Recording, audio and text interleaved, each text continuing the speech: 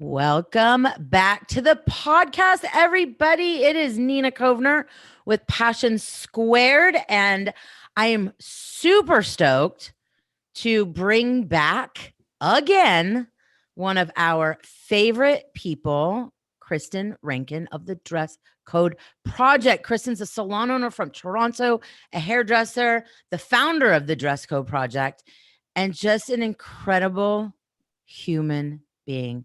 Kristin, welcome back. Hey, Nina. Thank you so much. It's so good to be back.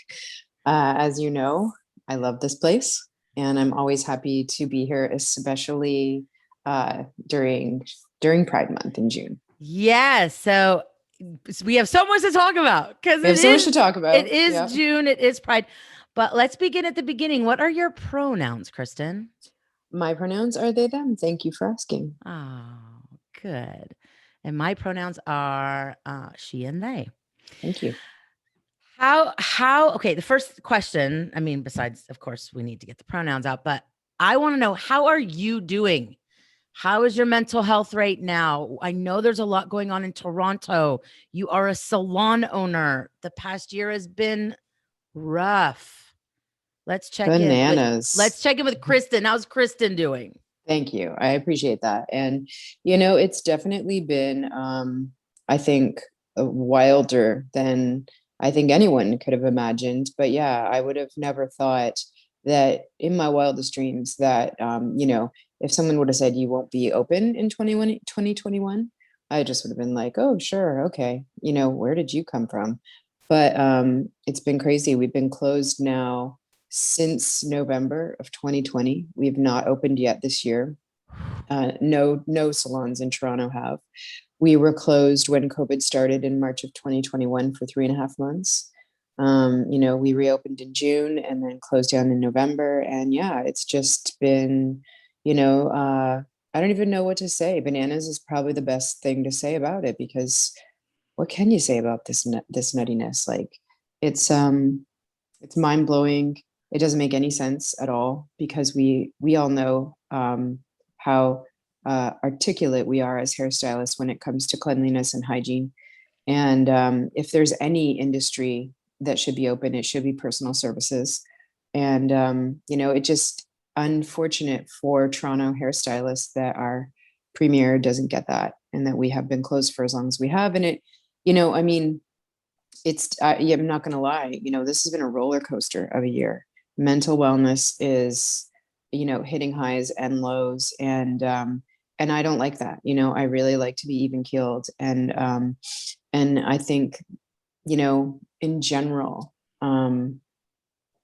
constantly just trying to make heads or tails of it all has definitely thrown me in, into some places where you just question everything, and as you know, as people who are heading things and, trying to run organizations and trying to run salons, it's really, really hard when your mental health is being tested on a regular basis, and it's my own mental health. And then also it's like the mental health of all my friends around me, because everyone in the world, but like in Toronto, because that's where I am from and that's the experience I can speak to, we all are just going through it right now and trying to make sense of it all. And then my stylists, and folks who haven't been able to get a haircut for 7 months in Toronto, just a regular haircut. And then you have those folks that really rely on it for their gender expression and their own mental wellness, so all of that really plays on your mind.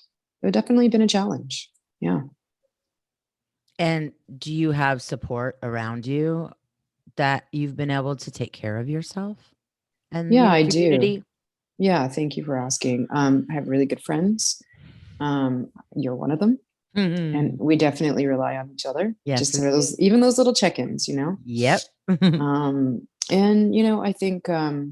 I think just talking to people and letting them know, and being honest and having really honest conversations. And I also think that that's something we're going to have to carry on through, because I think that when things get back to normal, I'm doing the air quotes, I think that the trauma from all of this is going to really hit us hard. Absolutely. And that's actually something that that I talked to Dr. Nancy, my therapist, about on Mhm. the last episode of the podcast, which Dr. Nancy was the last episode we did in 2020. And then she was our first episode back in 2021 last week. So that's exactly what she talked about. So if anyone has not listened to the most recent episode with Dr. Nancy, please do, because we created that episode to support everyone's mental health. And literally whoever's listening to this podcast, whoever's in our communities, that's definitely a resource for all of us to tap into. Yeah. And thank you for doing that. That's so great. It is truly an honor. So let's talk about the dress code project, one of my favorite topics. So what for people that are kind of new to this, what is the dress code project? So the Dress Code Project is an alliance, really, and it is an organization that we created, and we started it in 2017. And we basically created it to help hairstylists and hair salon owners create gender affirming hair spaces for folks who identify outside of the gender binary. Mm. So if you don't identify as a man or a woman, if you are a they, if you are fluid, if you are gender nonconforming, if you change your mind as much as the weather, then our hair spaces are the places for you, because we really just try to do people's hair there. And we always say that we try to help folks achieve hair that makes them look the way they feel on the inside. And that's it, right? I mean, you talk often in the dress code project of hair has no gender. Um, I mean, isn't it just that simple? I know. I love that. I love that you say that to me, because it could not be more true. And we also, just like before the pandemic, when I was traveling and going to shows and talking to people live and stuff like that, that was just one thing I would always ask people. Like, I would say, like, hair has no gender, and let me know if you think otherwise. And nobody really ever did, because I think it is a true statement. Again, like hair strands, if we put them under the microscope, there are no little anatomical penises or vaginas in those little hair strands. They're not pink or blue. They're not pink or blue. They're just dead hair cells. And, and it's just like our job as hairstylists is to literally technically know how to give someone a haircut. It's absolutely our jobs to help guide them and maybe give them some advice on what we think might work with their level of maintenance that they can handle, and maybe how they can style their hair. But it's not our job to say, well, you can't have this haircut because you're not a man or you're not a woman. And you have to pay this price because you're a man or a woman. Right. And when we have that awareness, because we all that awareness just came to some of us, right?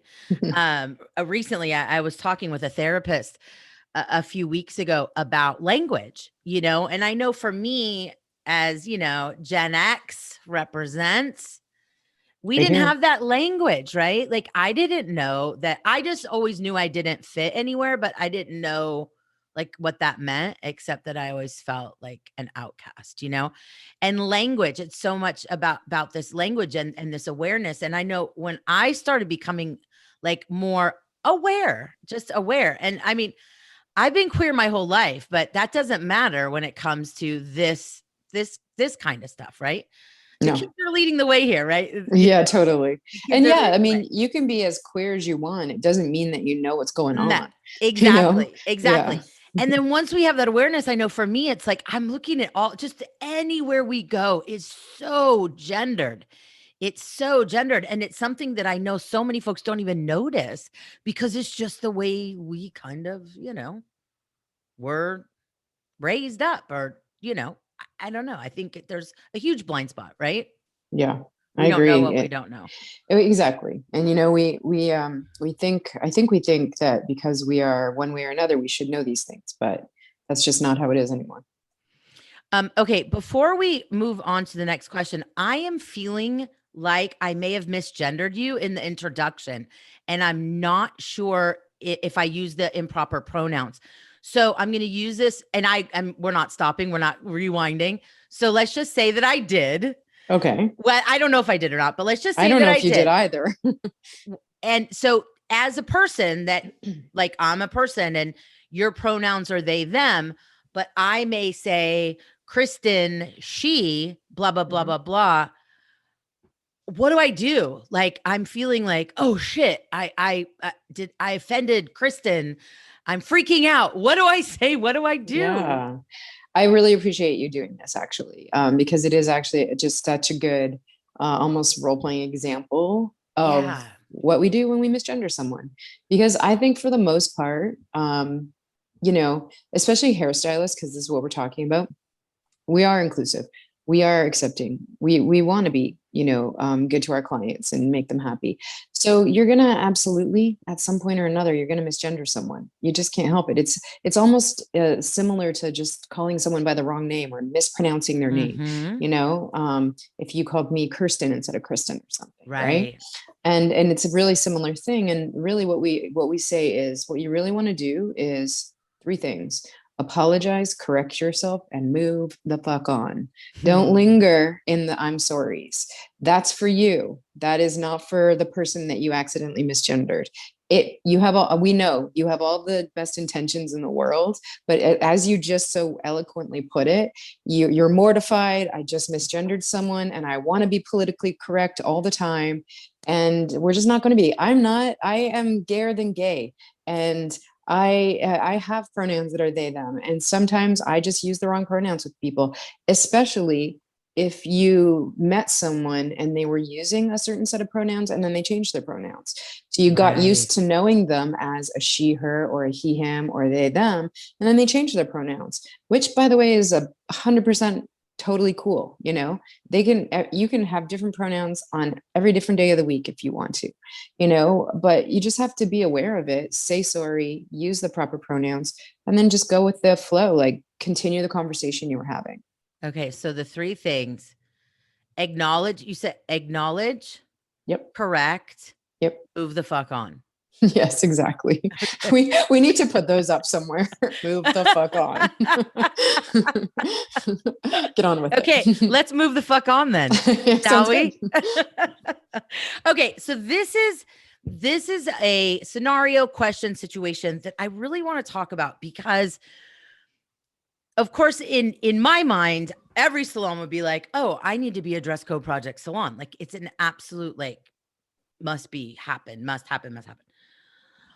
Sometimes I find that certain salons are like, well, I'm not gay, or I'm not queer. I don't want to push the gay agenda, or I have a conservative clientele, or whatever. I'm in a small town. How does that correlate to what we're trying to do with the dress code project? Like, how do we work through that and help salons like that see the value and feel safe in making the decision to be a gender affirming salon? That was like 17 questions in a paragraph. You know where I'm going with this. Yeah. I mean, it's really funny. Like, I think I'll answer your first question. You don't need to be gay to have a gender affirming salon. You don't need to be, and I'm gay. You don't need to be queer. You don't need to be within the LGBTQ2S communities. You can be an ally. You can be a good human being. You can be someone, if you want to even look at it from a business perspective, you can be somebody who also wants the queer dollars, like, because they're just as good as any other. And team members. Yeah. Especially the young kids. Young kids don't have a lot of patience for gender non-affirming spaces. I know I just made up a word, but No, it's good.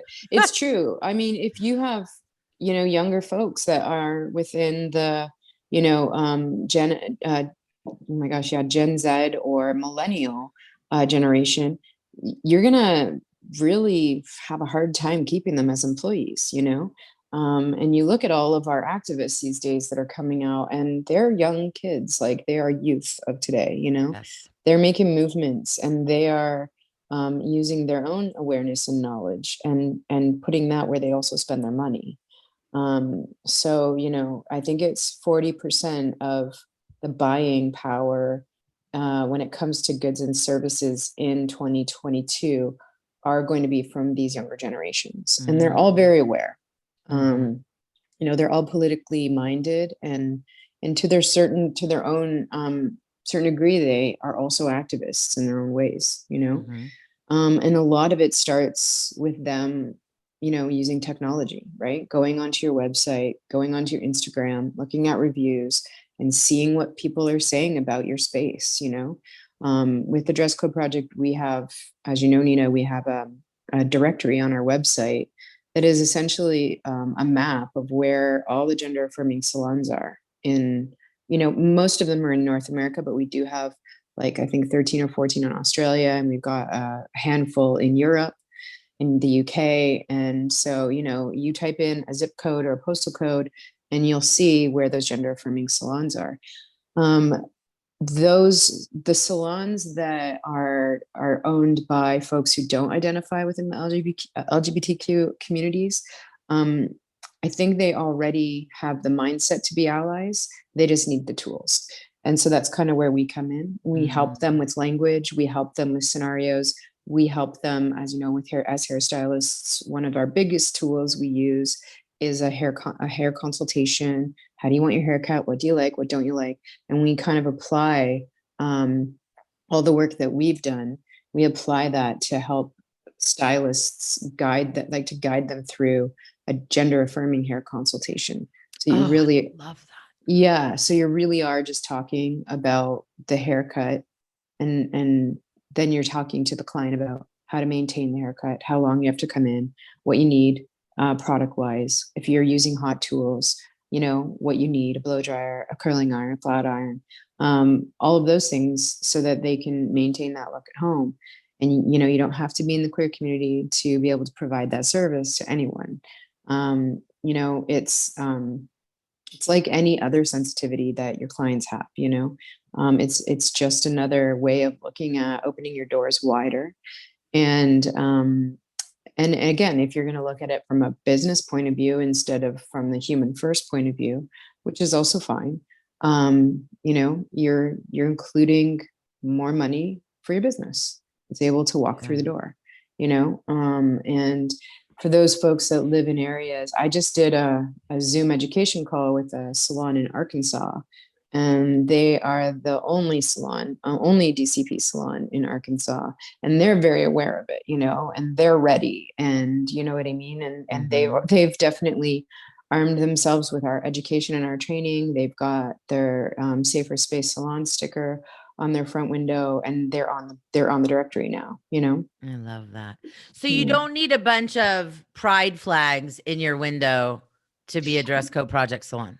No, you definitely don't. I mean, we encourage it, because it's nice, but no, you definitely don't have to.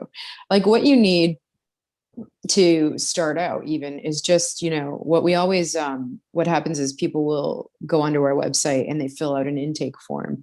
And the intake form asks really simple questions like, do you have a non-gendered washroom, and stuff like that, which is really just to give us an idea of where you're at. And then we help people move through those spaces so that they can understand what's needed to provide spaces for folks who identify outside of this binary. Does your website list your services as gendered services? So is it listed as a men's or women's cut? If that's the case, we know where we have to start with you, because like I was saying just a few seconds ago, a lot of folks, especially from the younger generations, are looking at your website first to see what you're all about, Absolutely. Yeah. And if they see that you've got men's and women's haircuts on there, I think it's 47% of the population today identifies within the LGBTQ community, or they have a loved one that does. So that's almost 50% of the buying population that's going to your website. If they see a men's or women's cut, they might just move on and go to the next website that doesn't have that. Yeah, it's such a good point. I mean, me and my hair, Right. what am I supposed to choose? Of course, my barbershop, shout out to Morehouse Barbers in St. John's, Portland. Yeah, it's simple. Fade, shave, Yeah. haircut. It's not there it's again, what's a women's cut? Like, I I know. I mean, know. what's a women's cut for real? Nina, this is what a women's cut is. It is a Okay. misogynistic haircut. That is what it is. It is a way to hold women down. It is a way to make them pay for more because they are a bother, right? Yeah. That is honestly the principle behind women's haircut. Like for a long time, I'm like, why did we price this way? Why, why was it done this way? Why?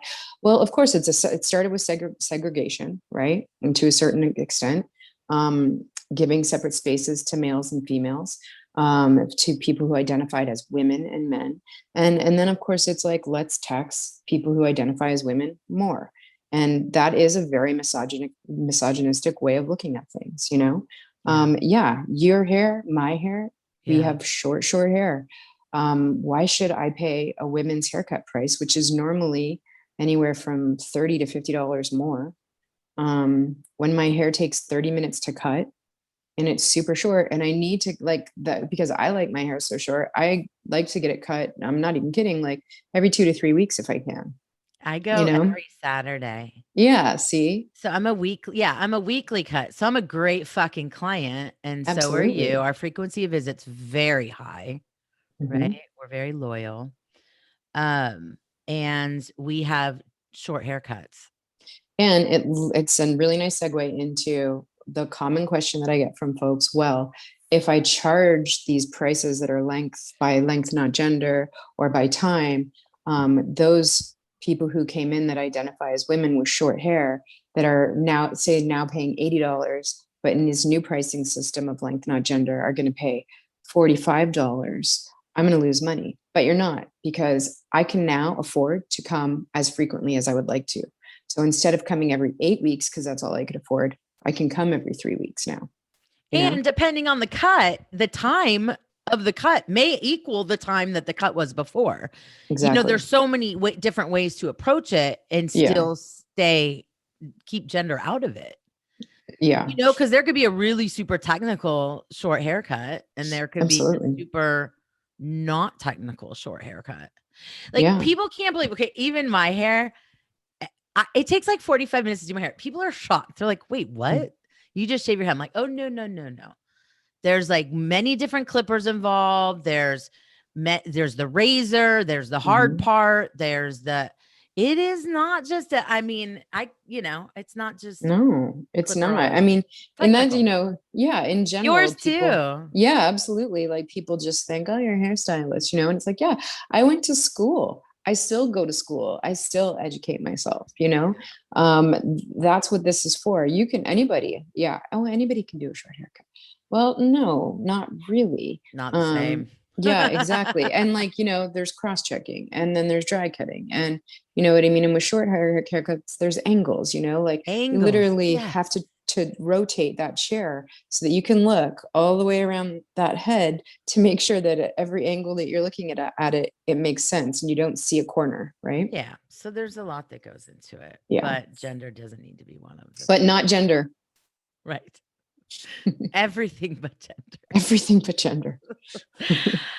Oh, okay. So it's so interesting. You just led me into kind of the next topic. So you said the number one is, if I change my pricing strategy, all of that. Are there any other kind of common objections or like confusions that you get? Because I'm sure you get lots of interesting messages. Oh, I do. I think the most common one that is really kind of, in a way, funny is cis men saying this is ridiculous, or this doesn't matter, or this is a good one. Hair salons are gay. Yes, things. Yes, we are. Yes. Can you explain what cis means for our and absolutely. So it's cis, and it's not like cis SIS, it's CIS.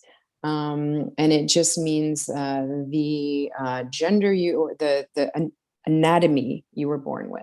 Okay. So if you were born, with a vagina, then you are technically considered female, vice versa, male. And And you identify with your birth. if you do, yes, Yeah, if you exactly. do. If you Okay. do, So cis men say salons are gay. That's they're like, oh, they're really gay anyway, like, or, I get oh. those comments a lot. Just a lot of like, this is stupid. This doesn't make any sense. That's what hair salons are for women and barbershops are for men. And, and it's just like, you can see they're missing the point entirely. You can see from the few words that they're using that where their tunnel vision is Mhm. exactly, and the perspective that they come from, you know what I mean? Right. And I think that a lot of times it's just really hard for people to change. Yeah. And Yep. it just depends on a lot of different things. Um, if they're able to change. And, someone who's going on any kind of social media platform and making comments like this, I mean, you're not going to change their mind. They're there for one reason, right? And it's not to have a stimulating conversation that could adjust their thinking for the most Correct. part. Sometimes I've Correct. definitely I've definitely had a couple of situations that have turned out really nice, for sure, but it's definitely rare. People are going to be people. They are, and all we can do is provide the information and the space to have those conversations. Look, like if you're queer, if you already think in a similar fashion, that's amazing. I'm here for you, but I'm really here for those folks that don't get it, that come Yeah. to me. When I start any kind of training that I do, any kind of education that I do, whether I'm doing it for a group of 5 members in a salon or whether I'm doing it for 500 people sitting in an audience, one of the first things I do is introduce myself, my pronouns, and I tell people there are no dumb, stupid, or ridiculous questions when it comes to Absolutely. gender. Because we need to get that information out there. And if we are scoffing at people that Yes. are genuinely trying to learn, then we're not doing anyone any justice. And we're certainly not getting the message out there, and we're not enabling ourselves to move forward. Right. Right. And that's the thing. I mean, that's why I feel like Dress Code Project is such an awesome, awesome way to be able to learn and not be shamed and not be like not feel bad for not knowing something. You all are just so inclusive and welcoming and helpful. You know what I mean? So and that's really, of course, one of my reasons for inviting you back during Pride was since these topics are being discussed so much right now that you know you never know who's listening and gonna say like, "Wow, like I thought it was different or I didn't understand." Mhm. And that's the best we can always do. Mhm. But I think like the thing about being like, "Oh, I'm not queer, I'm not gay, so like that I don't need to do this." That I feel kind of needs to shift a little bit, but also within the gay and queer and trans and the whole LGBTQ plus Spectrum.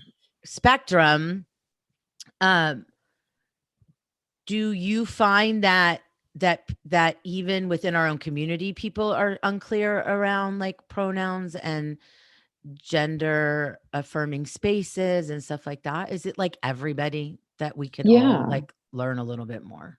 Absolutely. We can Yeah. all always learn, including myself.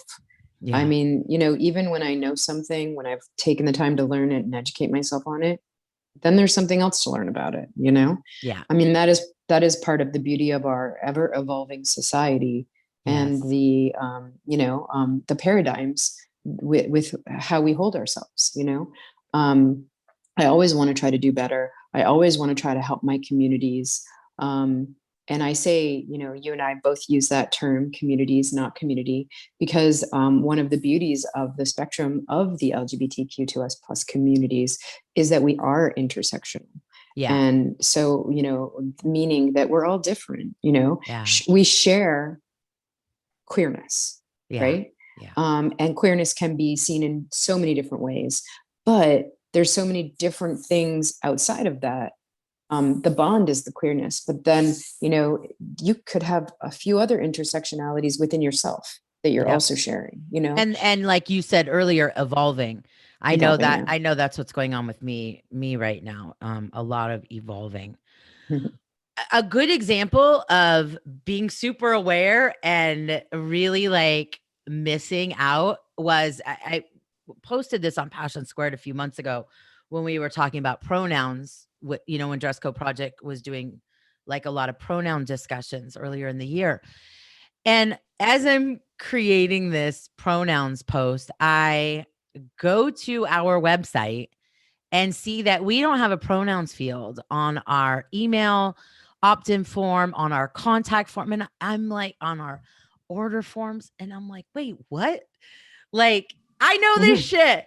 I know And you're this shit. queer, And and I'm queer. it's how it And is. Yeah. and I'm a marketer and a brand developer and I know this shit and I missed, right? Yep. So that felt awkward and embarrassing for a minute. And then it took fucking 5 minutes to like Yeah. get it Move the off. fuck on. Yeah. Right? So acknowledge, correct, and move the fuck on. That's exactly what I did Hmm. when I realized how screwed up all of our shit. Yeah, exactly. And like it's all like it's marketing, it's all of these, but it's also about communication, right? And we're just like I always say like I really do believe communication can solve a lot of different things. Oh, And yeah. And it's so important to me, but I'm also a learner of it. And I'm also someone who's still trying to like get a hold of it and get a handle of it. And then just when you're like, oh my God, my communication there was so great, you fuck up somewhere else with communicating. So you feel like I'm right. starting over again, Yeah. but that's just how it is. And that can kind of be with everything, right? Like Yeah. you might, you might go through your day, doing great with pronouns. And then all of a sudden someone comes in and they just throw you for a loop and you stumble for a minute. And that's just, it's okay. Like, I think that's the thing too. And this is something else that I can go on and on forever about, but just how perfect society deems us to be. Mm, We have to be on and perfect all the time. Right. Like right. this is what social media has done to us as well. I mean, I Oh think yeah. like most of us have a love-hate relationship with social media. We use it for what we need it for, but it is also, again, back to what we first started talking about, mental wellness. You don't have to be perfect. You're gonna fuck up. Like I fuck up every day and I have two fucking businesses that I run. I mean, come on, like let's look at the reality of that. Yeah. Like that is just being a human being. It's being someone who can acknowledge and some days I'm not great at acknowledging it either. Some days I'm like Yeah. sticking my heels in the mud and I'm like, I don't want to acknowledge my fuck ups today. Like Right. I'm just not in that mindset, Yep. and I think that's just what it comes down to is just like, you're going to have that, especially right now, that mindset is a roller coaster. And some days you're really great at being humble and patting yourself on the back for making, good choices and doing the best you can. And other days you're just like, I'm going to just actually go to bed and try again tomorrow. Yes. The go to bed and try again tomorrow is literally like one of my therapists, like one of my favorite recommendations from Dr. Nancy. Well, Dr. Nancy's got, she knows I what's up I know, because and like, yeah, yeah. some things you just need to go to bed. Do you know what I find the beauty about that is too? The beauty of about the go to bed and start again tomorrow theory is like you could literally be like, it's 9 o'clock. It's 5 o'clock. Right, I have done enough damage to this day. I'm right, going to bed. right. You're the master of that domain. Yeah, Yeah. yeah. Yeah. I love that. I love that so much. And so, okay, it's Pride. It's pride. Speaking of It's pride, pride. speaking of pride, um, so what's going on in Toronto? Well, yeah. How are you all priding in the pandemic since you are still in a shutdown Yeah. I mean, I over have to there, up say there? up there, I know. I have to say, things are looking a little bit better now. Our numbers have been going down every day, and our government is still in a place. where our provincial government is still in a place where they are looking at daily numbers rather than, which I think a lot of people can say what they want about how the US first handled the pandemic. But I think what the US did really well was vaccination rollout. And then secondly, understanding that, we got to get on with it safely and being mindful of the fact that we still have this virus out there, but, that we really need to get on with it for many reasons, but economically, but also mental wellness. We have to get back to work. We have to allow people to have some sort of grasp on normalcy, Yes. And so I think that's something that we're missing heavily in Toronto and in Ontario right now. It's funny, earlier today, I was looking through photos, I was looking for something, and I went back a couple of years in my phone and I saw pictures of friends, and we were together, we had our arms around each other, we were smiling. And those friends today, I think of them, and myself included in them, all of the things that you're going through now because of the social distancing and this pandemic and, everything the world's been going through. And it's just, I think it's just so important to recognize that we're getting back into it and we're starting to be able to see what it'll be like outside of the closures and the lockdowns and the shutdowns. And so I think that's where we are in Toronto right now. We're not able to, well, it's funny because this shift has actually been happening quickly and our numbers are decreasing so quickly. Even a month ago, they were like, there's not going to be any Pride celebrations. And I still think there won't be. Physically, like Pride in Toronto is over, I don't know, I think it's now about like 1.5 million, 2 million people, per day. I don't think it's going to be that at all. I'm not kidding myself, but I think we might have something. Right now, most of the stuff we're doing with Dress Code Project is still virtual. Yeah. I'm heading to New York in a couple of days though. You are, and can you tell us Yes, what you're doing in New York? Okay. Yeah. Tell, because it was one of my questions and I'm like, oh, I didn't ask you before Yeah, and we started recording. I wasn't even thinking of that, but so thank you for I reminding me. Yeah, I was about to say I'm going to New York because I'm going to be with my team, my Fox and Jane team there, and we're going to do some training and Dress Code Project training and stuff, and some short hair training with some of our team members there. But yeah, the big thing is that we're going to this week. We're going to be featured in the Today Show with Jenna and Hoda. So that's really exciting. Oh, I'm so excited. Congratulations. Yeah. Thank you. I mean, it's really amazing. The more exposure we get, especially in the United States, the better it is for what we're trying to accomplish. My hope with all of this is that, people will see what the importance is of gender expression, and that is like what we work in as hairstylists, right? Is the importance of gender expression. And it doesn't matter, you don't have to be queer to have a gender expression, right? Every single day, anyone that walks through our doors, we are contributing to their expression. Some may focus heavily on gender, some may not, but that's really what it's all about. And it's interesting that we've been talking about mental health this whole time and the intersection between gender affirming and mental wellness Absolutely. it has been proven over and over and over and over and over again. And when people feel seen, when people feel valued, when people feel significant, when they feel loved, they are more mentally healthy. Happier, right? Yeah. Aren't we all? I mean, aren't we all? Yeah, you articulate that so well.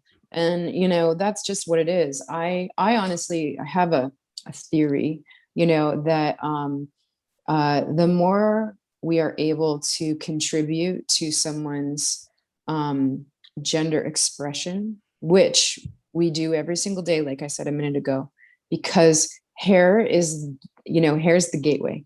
It's the starting point. It's the easy access, right? You can get a haircut, and if you don't like it, you can change it. You can change it right away or eventually grow it out, but you can change it. It is not permanent. It is a quick, more accessible way to play around with gender and see what works for you. Regardless of whether or not you're queer, you're straight, you're transgender, you're gender nonconforming, you're fluid. It doesn't matter. This is a really simple and easy, accessible, affordable way to be able to see yourself for the first time, right?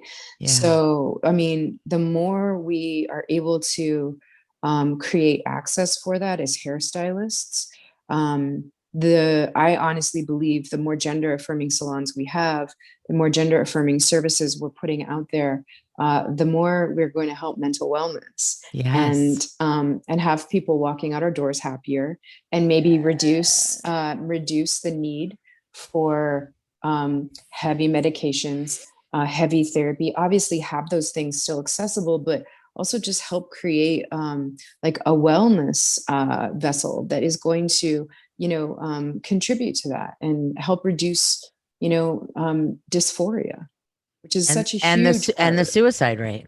And the suicide rate, exactly. It's powerful, powerful, powerful. It really is. Oh, thank you. What is powerful is that I think there are a lot of folks that don't understand just how, we use that look the way you feel. It really is kind of become a bit of a slogan for us, similar to hair has no gender, because I don't think that people really understand the power that a mirror has for someone who doesn't like what they're seeing in it. Absolutely. Yeah. Absolutely. And again, something that many folks don't just take for granted or aren't aware of, because their hair matches their gender identity. Yeah, exactly. Right. And yeah. and it again, it's that simple. It's really that simple.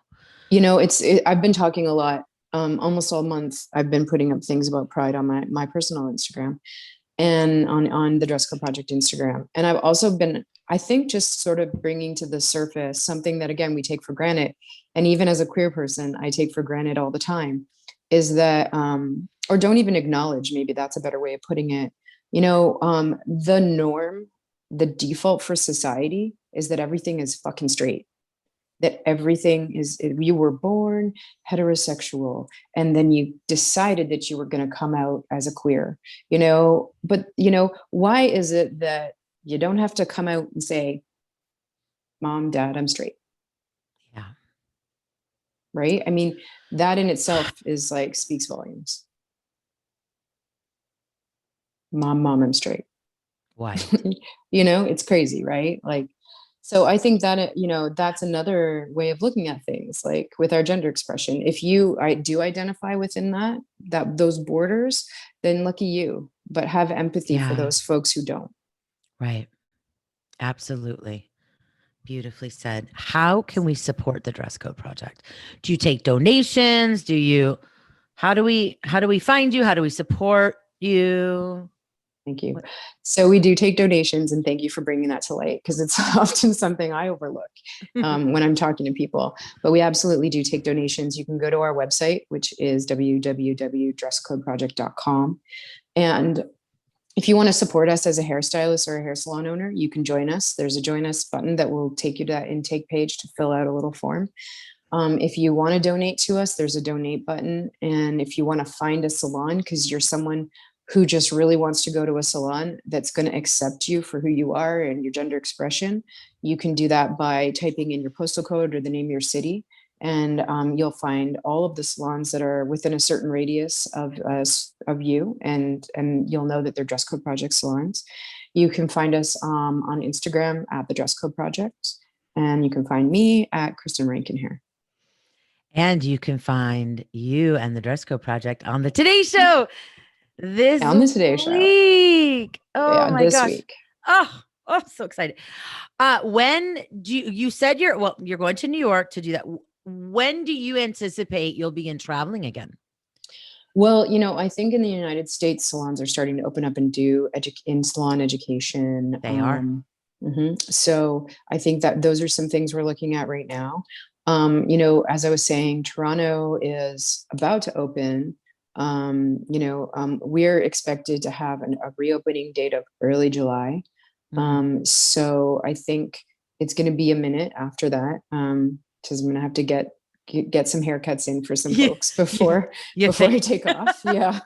a year's Um, worth of yeah, oh. 7 months worth for sure. Mm, So, but I mean, that's something my team and I are looking at doing again, is doing some, in salon, in person training again, because it's what we were doing. That's how we did everything before yeah, this happened. And like everyone else, we went on to Zoom. So yeah. we're really looking forward to that, because also you always remind me of things, thankfully. I know you're not even recognizing that you're reminding me of something right now, but because one of the big things that we did, and one of the important things that we did, was when I started the dress code project, I started to realize that I'd missed this whole thing, this demographic that couldn't afford to come into our salons and get haircuts. And so we created a little side hustle called the Gender Free Haircut Club. Mm, And we started doing them in Toronto, and then they were being done in the United States and in Sydney, Australia, and a couple had been done in Europe as well. And what they are is salon dress code project salons. The owners and the stylists will donate their time, space, and skills for a couple of hours once a month, to give free haircuts to folks who identify within the LGBTQ communities to look the way they feel. And love it. at one point we were actually, just the other day, and this is what I'm talking about when I'm like constantly checking myself and being corrected, and recognizing things, and then reevaluating and moving on. Mhm. Someone sent me a message from the Dress Code Project website, and they were like, can I just talk to you about ageism? Because everything is geared towards young people. And when it comes to the queer community, we're really gearing things towards youth. And I was like, oh my gosh, this is so true. Like, we always provide space for youth Yeah. to, get haircuts or get this, or, clothing swaps, or whatever the case is. And so, we were sort of doing the gender free haircut clubs for younger folks, because we were thinking, okay, they can't afford it, their income, their, whatever the case is. So moving forward, they're going to be open to any queer person who Awesome. identifies within our communities that needs a haircut and can't afford to come into the salons and get one. So Wonderful. that's actually something I'm really excited to get going again too. And a great example of acknowledge, correct, and move the Move fuck the fuck on. on. Kristen, thank you so much for jumping on here with us again. It's always my pleasure to be in this space with you and share these conversations with you. Thank you so much for always being a voice for our communities within the hair industry, within the queer communities, and bringing those two things together and allowing us to figure this all out, and create better spaces. It's truly an honor. It really is. And for everyone, again, you can find the Dress Code Project at dresscodeproject.com. You can find Dress Code Project on Instagram at Dress Code Project, The Dress Code Project. the Dress Code Project. And you can find Kristin on Instagram at Kristin with an two eyes, Kristin Rankin Hair, right? Yes. Kristin Rankin Hair. Yes. Thank you. Happy Pride. Happy Pride, my friend. I look forward to seeing your posts for the rest of the month and all year long. We know you will. Yeah. Yeah. And we are all sending you, our entire community is sending you and all of our friends in Toronto lots of good health, Thank you. physical and mental. Thank you.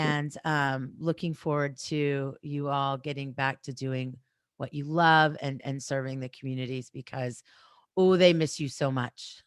We miss them too. Yeah. So thank you very much. And thanks again for allowing us to come on here and talk about mental wellness, and, talk about, just having queer hair and the Queer, accessibility. queer talk. Queer talk. That'll be the next podcast. Yeah, Thank you, exactly. everyone, so much for listening to the People, Passion, Purpose podcast. We will be back very soon with an all new episode. Thank you so much, everyone. Bye.